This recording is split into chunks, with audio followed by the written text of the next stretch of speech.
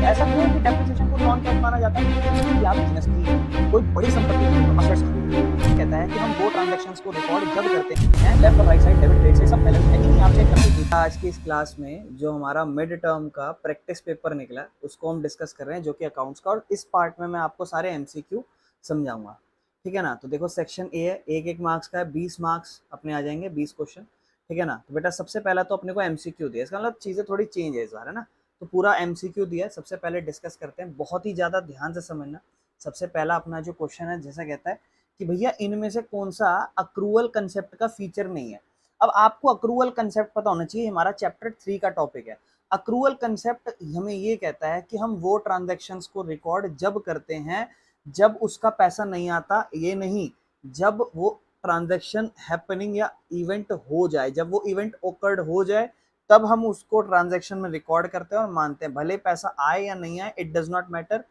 चीजें रिकॉर्ड जब की जाएंगी जब वो ट्रांजैक्शन हो चुकी है। मतलब मैं कोई सामान खरीदा है तो मैंने उस सामान को आज खरीदा है, भले उधार में खरीदा हो नहीं खरीदा हो, लेकिन वो एक रिकॉर्डिंग ट्रांजैक्शन होगी, वो अक्रूवल कंसेप्ट के अकॉर्डिंग माना जाएगा।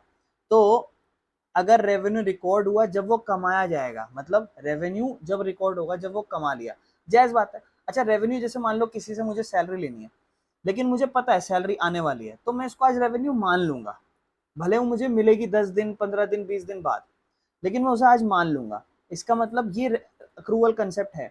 Expenses are recorded when paid, कह रहा है एक्सपेंस को जब रिकॉर्ड करते हैं जब उसे पे करते हैं, नहीं, एक्सपेंस जब रिकॉर्ड करते हैं जब वो हो जाते हैं, भले हम उसको पे 10 दिन बाद 20 दिन बाद करें। तो बेटा ये हमारा ऑप्शन 20 का आंसर होगा, मुझे उम्मीद है आप समझ पा रहे होगे, ठीक है ना। बाकी बाकी तो क्या पढ़े जब भी हमारा ऑप्शन आ ही चुका है, ठीक है ना। चलो आगे चलते हैं। नेक्स्ट बेटा सेकंड क्वेश्चन हमें क्या कहता है, which of the following accounts will appear in the balance sheet, कहते हैं इनमें से कौन सा बैलेंस शीट में अकाउंट आएगा। बेटा बैलेंस शीट एक टी तरीके के टी शेप फॉर्मेट होता है। इस साइड आप लाइबिलिटी लिखते हो, थोड़ा बहुत स्ट्रक्चर याद होगा। बेटा इस साइड आप एसेट्स लिखते हो, एसेट्स में सबसे पहला कॉलम आपका कैपिटल का आता है। तो ये तीनों चीजें लगभग आती है, rent account, capital, sales account और डिस्काउंट अलाउड। डिस्काउंट अलाउड बेटा नहीं आता, सेल्स अकाउंट आपका नहीं आता, रेंट अकाउंट आपका नहीं आता, कैपिटल अकाउंट हम ऑलरेडी देख ही लिए आता है, खत्म बात, चले आगे। कहता है इनमें से कौन सी रियल एसेट्स नहीं है। रियल एसेट्स का मतलब क्या हुआ, रियल एसेट मतलब असेट्स नहीं है ना। रियल मतलब प्रॉपरली, जैसे आप देख रहे हो गुडविल बेटा इंटेंजिबल होती है, रियल एसेट्स होती है। डेटर और पेटेंट भी रियल एसेट्स हैं, लेकिन प्रिलिमिनरी एक्सपेंस छोटे मोटे खर्चे एसेट्स थोड़ी ना है, ठीक है ना, ये खर्चे हैं। चलो आगे, कहते हैं इनमें से ट्रांजेक्शन कौन सी ऐसी है जिससे अकाउंटिंग इक्वेशन पे प्रभाव नहीं पड़ेगा। ऐसी कौन सी ट्रांजेक्शन है जिसका अकाउंटिंग इक्वेशन पर प्रभाव नहीं पड़ेगा। अगर मैं गुड्स, अब देखो समझना क्या होता है, असेट्स इज इक्वल टू अपना होता है इस तरफ कैपिटल प्लस लायबिलिटी होता है ना। तो यहाँ और यहाँ दोनों तरफ प्रभाव पड़े, ऐसा कुछ हो। कह रहा है गुड्स खरीदो उधार में, गुड्स खरीदोगे उधार में तो आपको पता है आपका गुड्स आ जाएगा, आपकी उधारी बढ़ेगी, तो ये तो अफेक्ट पड़ रहा है। कह रहा है सैलरी पे कर दिया, आपको पता है कैश माइनस और कैपिटल माइनस, नुकसान हो गया, ठीक है ना। अच्छा बेटा कैपिटल में नहीं लायबिलिटी में प्लस होगा, जब आप गुड्स खरीदते हो उधार में तो आपके गुड्स जब उधार होते हैं तो कैपिटल नहीं लायबिलिटी बढ़ती है, ठीक है ना। ये दोनों अब इम्पैक्ट पड़े। डेप्रिसिएशन मशीन पे चार्ज हो गया, तो बेटा होता क्या है, नुकसान हो जाता है, कैपिटल माइनस करते हो नुकसान हो जाता है और आपकी मशीन की वैल्यू कम हो जाती है, क्योंकि depreciation is a non cash expense. आगे एक क्वेश्चन आने वाला है इससे, depreciation is a non cash expense, मतलब ऐसा खर्चा जो कैश में नहीं माना जाता, ये नॉन कैश में माना जाता है। ऐसा क्यों कि डेप्रिसिएशन को नॉन कैश माना जाता है। मेरे भाई जब आप मशीन खरीदते हो ना तो आपकी मशीन का वैल्यू धीरे धीरे कम होता जाता है, आपको ये बात पता है, लेकिन क्या आप एक्चुअल में हर साल माइनस करके अगर लिखोगे तो आप क्या इसको यूं कहोगे क्या, इसका मतलब कि हर साल मेरा कुछ पैसा कहीं जेब से कहीं जा रहा है, नहीं ना। जो खरीदी हुई एसेट्स है उसकी वैल्यू कम हो रही है तो वो नॉन कैश एक्सपेंस होता है, मतलब खर्चा तो होता है लेकिन कैश में पैसा नहीं जाता, उसका उसकी वैल्यू अपने आप धीरे धीरे कम होती रहती है, ठीक है ना। चलो आगे चलते हैं। दूसरा ये भैया इससे भी होगा, बाकी कहता है कैश को बैंक में ट्रांसफर कर दिया, तो कैश को, अच्छा सॉरी, कैश से बैंक में ट्रांसफर कर दिया, तो कैश माइनस असेट्स में ही और बैंक प्लस असेट्स में ही, भाई उन सब में असेट्स लायबिलिटी में कहीं ना कहीं equal, right side left side right side दोनों तरफ फर्क पड़ रहा था, लेकिन इससे तो सिर्फ कहीं फर्क ही नहीं पड़ा, क्योंकि आप खुद सोचो आपके असेट्स लायबिलिटी पहले जितनी थी ना अभी भी उतनी ही रहेगी, लायबिलिटी कैपिटल में कोई प्रभाव नहीं पड़ेगा, वो भी उतनी रहेगी, और एक जगह से बढ़ के एक जगह कम हो जाए, क्या प्रभाव पड़ रहा है, कोई इफेक्ट नहीं पड़ रहा। ये एंट्री है मेरे भाई, गलत मत समझ लेना। कहते हैं इनमें से कौन सा कैपिटल रिसिप्ट नहीं है। बेटा मैं समझा देता हूँ, रिसिप्ट आपका होता था जो भी पैसा जब आपके पास आता है वो आपका रिसिप्ट होता है। अब वो कैसे कैसे आ सकता है, या तो सेल्स, माल बेचकर जिस चीज का व्यापार कर रहे हो उसे रेवेन्यू रिसिप्ट कहते थे, दूसरा कैपिटल रिसिप्ट, ऐसा कोई भी पैसा आ रहा हो जो आप असेट्स बेच के कर रहे हो, तो सेल्स ऑफ फिक्स असेट्स, ये तो नहीं है। उसने बोला कि सेल्स ऑफ फिक्स असेट्स, तो भैया कैपिटल रिसिप्ट है। कैपिटल जब आप इंट्रोड्यूस करते हो बेटा, तो उसने बोला कि कौन सा नहीं है कैपिटल रिसिप्ट, तो लोन अगर आप ले रहे हो या कैपिटल आप बिजनेस में डाल रहे हो, तो आपके बिजनेस में पैसा आ रहा है, लोन ले रहे हो पैसा आ रहा है, लेकिन कमीशन जब आप ले रहे हो ना बेटा, तो ये कोई लमसम बहुत बड़ी अमाउंट नहीं है, छोटी मोटी सी अमाउंट होती है। This is your answer. तो बोला इनमें से कौन सा कैपिटल रिसिप्ट नहीं है, कमीशन, क्योंकि ये छोटी मोटी इनकम आप रिसीव्ड कर रहे हो, it is not a capital receipt. ठीक है ना, क्लियर है, कोई दिक्कत तो नहीं है। कहता है इनमें से कौन सा अकाउंटिंग का फंक्शन नहीं है, भाई रिकॉर्डिंग फंक्शन है। बजटिंग हमने तो कभी नहीं सुना, बजटिंग समरी भी करते हैं, कम्युनिकेशन भी करते हैं, बजटिंग नहीं है। ठीक है ना, अभी डाल रहा हूँ इंस्टाग्राम पे शॉर्ट्स, उसमें सारे समझ में आ जाएगा, देख लेना आराम से। Next, which of the following is not a current liability, current liability जो छोटे समय में देनी हो। देखो, लोन रिपेबल आफ्टर 5 ईयर्स, ये लॉन्ग नॉन करंट लायबिलिटी है, लंबे समय में पे करनी पड़ेगी। कहता था principle of dual concept, dual aspect क्या होता था, डुअल एस्पेक्ट में दो ट्रांजैक्शंस रिकॉर्ड होती थी, डेबिट और क्रेडिट दोनों, दो एस्पेक्ट होते थे, तो every transaction has to affect, बिल्कुल सही बात है। कहता है हर ट्रांजैक्शन को कैश में रिकॉर्ड करना, नहीं, एक ही अकाउंट पर, नहीं भाई, डुअल एस्पेक्ट दो दो चीजों पर प्रभावित पड़ना। ठीक है ना बेटा, देखो 1 से लेकर 8 तक एमसीक्यू प्रैक्टिस पेपर में इस तरीके से आए, शायद पेपर में हमारा इस तरीके से आए। अब आ जाता है बेटा 9 से लेकर 12 तक एसर्शन रीजन, कह रहा है एसर्शन रीजन दोनों सही होंगे और रीजन करेक्ट एक्सप्लेनेशन होगा, तो ऑप्शन बी, ए और आर दोनों सही है लेकिन रीजन गलत है, तो ऑप्शन बी, और ए सही है रीजन गलत है, तो ऐसे से चलो। कहता है ट्रायल बैलेंस को प्रिपेयर करा जाता है ये चेक करने में कि क्या क्या हमने जो बुक्स बनाई हैं वो अरिथमेटिकली जो भी कैलकुलेशन रही है वो सब एक्यूरेट है कि नहीं है। सही बात है, जब आप ट्रायल बैलेंस बनाते हो तो आप ये चेक करते हो कि आपने जो भी ट्रांजेक्शन्स रिकॉर्ड करी हैं, लेफ्ट और right side, debit credit side सब बैलेंस्ड है कि नहीं, आप चेक करते हो कि जितना आपका डेबिट है उतना ही क्रेडिट है कि नहीं, कहीं कुछ ऊपर नीचे तो नहीं है। सही बात है, एसेशन सही है। कहता है ट्रायल बैलेंस में नॉमिनल अकाउंट आता है। भाई 3 तरीके के अकाउंट होते थे, real account, nominal account, personal account. जब आप ट्रायल बैलेंस बनाते हो बेटा, तो आप ये नहीं देखते रियल लिखना है, नॉमिनल लिखना है, पर्सनल लिखना है, आप तो सारे टाइप के अकाउंट लिखते हो। ये बात तो गलत है, इसका मतलब एसर्शन सही है, रीजन गलत है। एसर्शन सही है, रीजन गलत है, ऑप्शन सी। चलें आगे। इसी का 10वां क्वेश्चन कहता है कैश बुक सर्व करती है the purpose of both journal and ledger. हाँ, ये बात ध्यान रखना, जब आप कैश बुक बनाते हो तो आप जनरल ट्रांजेक्शन भी नहीं रिकॉर्ड करते और लेजर भी नहीं बनाते, अगर कैश के ट्रांजेक्शन है तो। अगर परचेज जर्नल प्रॉपर है तो उन सबका भाई आगे जाके लेजर वेजर बनाना पड़ता है, लेकिन जो भी ट्रांजेक्शन ऑलरेडी कैश में रिकॉर्डेड है उसका आप ध्यान रखना, जनरल लेजर नहीं बनाते हो। ये मैंने ऑलरेडी कैश बुक की थ्योरी में बहुत अच्छे से एक्सप्लेन करा है, ये बात ध्यान रखना, जब मैं थ्योरी पढ़ा रहा था एक एक लाइन फोकस करना, चाहो तो अभी तुरंत जाके देख लो। ठीक है ना। दूसरा, it record only credit transaction, नहीं, कैश बुक में दोनों ही गलत है, तो ठीक है ना।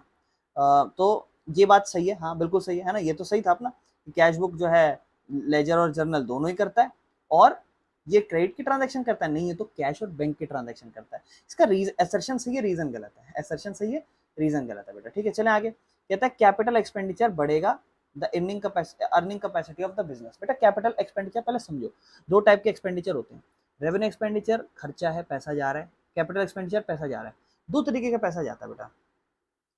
कैपिटल एक्सपेंडिचर पैसा जा रहा है, लेकिन वो इसलिए जा रहा है क्योंकि आप बिजनेस की कोई बड़ी संपत्ति खरीद रहे हो, असेट्स खरीद रहे हो, है ना, इस तरीके से, बड़ा लोन चुका रहे हो, पैसा जा रहा है।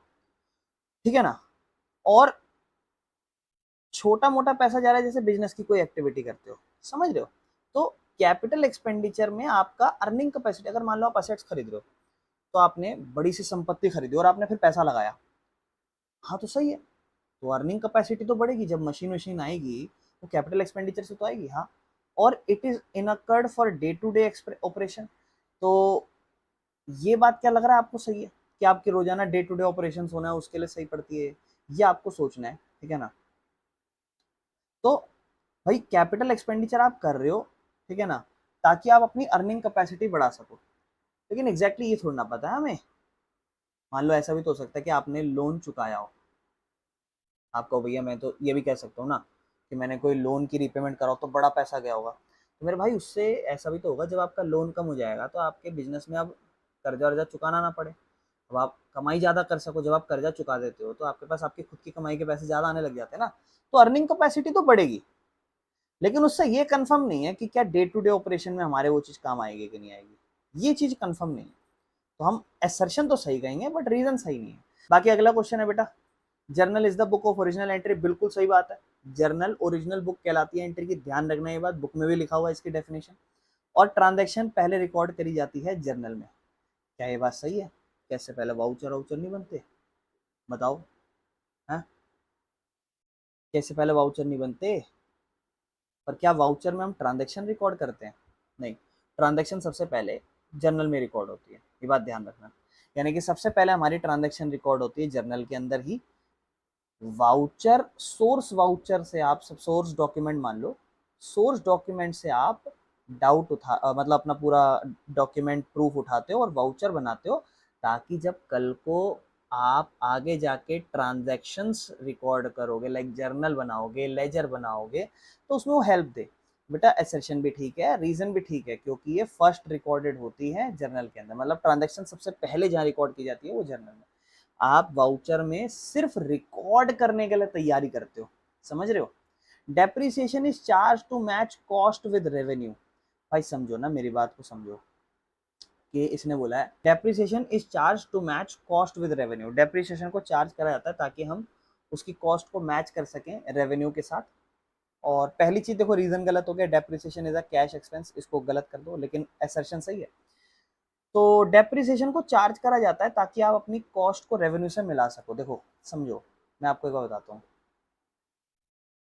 आप बिजनेस में आपकी असेट्स है 20,000 की, और अगर आप उसका डेप्रिसिएशन रिकॉर्ड ना करो, फॉर एग्जांपल 5 साल 6 साल बाद भी वो 20,000 की दिखाई देगी, तो क्या ये सही है? आप कहोगे नहीं, एक्चुअल में तो वैल्यू कम हो गई है, फिर एकदम से क्या घटा दोगे या जिस दिन बेचोगे तो बोलोगे उस दिन प्रॉब्लम हो जाएगी, और उस दिन छोड़ो ना, हर साल जब आप इस्तेमाल कर रहे हो तो उसकी वैल्यू कुछ ना कुछ धीरे धीरे कम होती है। उसी को बैलेंस करने के लिए हम, मैच करने के लिए अपनी जो भी कॉस्ट है उसको रेवेन्यू से मैच करने के लिए डेप्रिसिएशन को चार्ज करते हैं, ये बात बिल्कुल सही है। क्या डेप्रिसिएशन एक कैश एक्सपेंस है? नहीं। तो एसर्शन ठीक है बेटा, और रीजन गलत है। एसर्शन पढ़ता हूँ, देखो ध्यान से सुनना। कहता है डेप्रिसिएशन जो होता है ना, वो मैचिंग कंसेप्ट के अनुसार जो है ना उसको रिकॉर्ड किया जाता है, ताकि असेट्स की जो कॉस्ट है उसको यूज होने वाली इनकम के साथ मैच किया जा सके। मतलब जो भी असेट्स की आज कॉस्ट है उसको आगे जाके आप जो भी इनकम है उससे मैच कर सको, तो इसीलिए आप रेवेन्यू कॉस्ट जो भी असेट्स की कॉस्ट है वो धीरे धीरे कम करते हो, ताकि आगे जाके आपके रेवेन्यू सब बैलेंस्ड रहे। ठीक है ना, सारी चीजें सारी बैलेंस मैचिंग कंसेप्ट के अकॉर्डिंग डेप्रिसिएशन को कम किया जाता है इसलिए। ठीक है बेटा, एसर्शन ठीक है, रीजन गलत है। कहता है इसको अपने इनके नेचर के अकॉर्डिंग मैच कीजिए। डेटर एसेट्स है, क्रेडिटर लायबिलिटी है, कैपिटल ओनर की इक्विटी है, सही है। 1A 2B 1A 2B 3C 4D, खत्म। चलें आगे, बहुत बेसिक सा था बेटा। कहता है कंसेप्ट बताओ और उसका इम्प्लीकेशन वाला ऑप्शन बताओ, मतलब किसका क्या कंसेप्ट है और उसका इम्प्लीकेशन वाला ऑप्शन बताना है अपने को। ठीक है ना, बड़े ध्यान समझना बेटा। ठीक है, कंजर्वेटिज्म पता है, प्रूडेंस एंड कंजर्वेटिज्म के फायदा हो जाए जब तक पैसा ना मिले मत मानो, नुकसान होने वाला हो आज ही मान लो, रिकॉर्ड करो सारे लॉसेस और इग्नोर करो प्रॉफिट को जब तक वो हो ना जाए। पहला ए से मिल रहा है। गोइंग कंसेप्ट क्या, कि बिजनेस लंबे समय तक कंटिन्यू करेगा। मैचिंग कंसेप्ट क्या, एक्सपेंस करो मैच को रेवेन्यू, तो सेम ही है भाई है।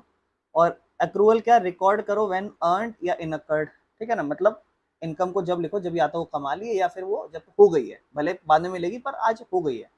ये तो भाई सेम है फिर, ABCD। ठीक है ना, चलें आगे। कहता है जर्नल, जर्नल क्या है भाई? जर्नल में आप रिकॉर्ड करते हो कैश की ट्रांजेक्शन, ना ना ना ना ना ना ना ना। लेजर में क्या करते हो, क्लासिफाई करते हो अकाउंट्स को। सेकंड का ये है। Trial balance, trial balance summary बनाता है, और कैश बुक कैश की ट्रांजेक्शन। तो जायज बात है जर्नल एक क्रोनोलॉजिकल और रिकॉर्ड होगा, समझ रहे हो? मतलब क्रोनोलॉजिकल क्यों, 1 तारीख 1 तारीख की ट्रांजेक्शन, 2 तारीख 2 तारीख की ट्रांजेक्शन, 3 ऐसे ऐसे चल रहा है। ठीक है, तो ये भी सेम है बेटा, ये ना जो पेपर बनाया ना इसमें इसको ऊपर नीचे नहीं करा, तो समझ लेना। ठीक है, 1A 2B 3CD। ठीक है ना, चलो लगभग सारे ऑप्शन यही आ रहे हैं। आगे चलते हैं। कहते हैं इसको अक्रूवल बेसिस को, अक्रूवल बेसिस क्या है? तो बेटा अक्रूवल बेसिस मुझे लगता है हिसाब से साम नहीं होगा। ठीक है ना, चलो आगे चलते हैं। कहता है रिकॉर्ड करो इनकम जब कमा ली है और एक्सपेंस को जब वो इनकर्ड हो गया, रिगार्डलेस जब उनका कैश फ्लो होगा। बिल्कुल सही बात है, ये इसका यही आंसर है। ठीक है ना, क्यों? क्योंकि अक्रूवल बेसिस पे आप वो मानते हो जब आपका कमाई पैसा आया है गया है, आप उस बेसिस पे मत समझो, आप ये समझो जब ट्रांजेक्शन हो गए तब उसको लिखो। बोला ना, जब एक्सपेंस और इनकम इनकर्ड हो गई हो, हादसा हो गया हो, तब लिखो। जब वो नहीं कि जब पैसा जा रहा है या आ रहा है। फॉर एग्जाम्पल आज सामान खरीद ले, सामान आ गया, पैसा 2 महीने बाद दूंगा, तो क्या 2 महीने बाद खर्चा मानूं? नहीं भाई, आज ही मानो। और बिजनेस एंटिटी कंसेप्ट क्या कहता था कि मालिक और बिजनेस दोनों एक समान अलग अलग हैं, ठीक है ना, सेपरेट एंटिटीज हैं। आगे चलते हैं। कंजर्वेटिज्म वही कि जो भी नुकसान होने वाले हैं आज ही मान लो, जो फायदे होने वाले हैं मत मानो। कैश बेसिस में वो सेम है बेटा ये, ठीक है ना, 1A 2B 3CD, ठीक है ना। चलो आगे चलते हैं। लास्ट की कुछ 4-5 क्वेश्चन हैं, 4 जो फिल इन द ब्लैंक्स आ रखे हैं, तो भैया ध्यान से। ऐसा कंसेप्ट बताओ जो बिजनेस और ओनर दोनों को अलग बताता है। तो आप बोलोगे भैया बिजनेस एंटिटी कंसेप्ट, ठीक है ना, ये ऊपर आप पढ़ रहे हो, ठीक है ना, क्या पढ़ रहे हो, बिजनेस एंटिटी कंसेप्ट, ठीक है ना, ये इसका आंसर है। दूसरा, dash is the process of transferring journal into ledger. बेटा जर्नल से जब लेजर करते थे तो आप उसे कहते थे पोस्टिंग, याद है? पोस्टिंग का मतलब ही कहलाता था जर्नल से लेजर। चैप्टर पढ़ाते हुए मैंने बता रखा था बार बार इसके बारे में। कहता है कौन सा अकाउंट डेबिट होगा जब आप गुड्स खरीद रहे हो, when goods are purchased for resale. आप गुड्स क्यों खरीदते हो? कल को बेचने के लिए। तो जब आप गुड्स खरीद रहे हो तो क्या क्या एंट्री होती है? आप कहोगे भैया तो purchase account debit to cash account होता है, या परचेज अकाउंट डेबिट टू कोई सोहन मोहन है तो वो डेबिट क्या हो रहा है बेटा? परचेज अकाउंट, खत्म। कितना आसान नहीं है। कह रहा है अगला, the dash is prepare to reconcile difference between cash book and passbook. कौन सा क्या बनाते हो आप जब कैश बुक और पासबुक को दोनों को बैलेंस करते हो? आपको सबको पता है, अभी अभी कर ही रहे हैं हम लोग इसका वीडियो, है ना, BRS। बस खत्म बेटा। तो बेटा इसके मैंने कुछ 20 MCQ आपके साथ डिस्कस करने की कोशिश करें। इसके नेक्स्ट क्लास में मैं आपके साथ इसके आगे क्वेश्चन डिस्कस करने स्टार्ट करूंगा, जो कि हमारा सेक्शन B रहेगा, ठीक है ना, जहाँ पर शॉर्ट मार्क्स के ऐसे से, ठीक है ना। तो इस तरीके से मैं आपके सामने रिकॉर्ड करता रहूंगा, ठीक है जी। Thank you for watching the video.